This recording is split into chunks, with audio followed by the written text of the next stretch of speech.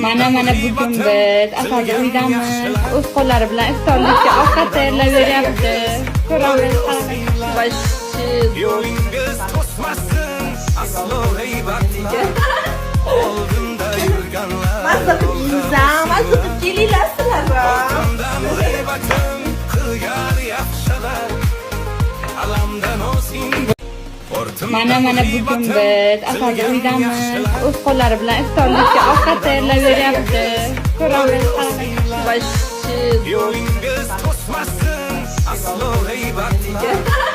Oldinda yurganlar Mazza qilib kelinglar sizlar. Oldindan g'aybatim qilgan yaxshilar alamdan o'zing.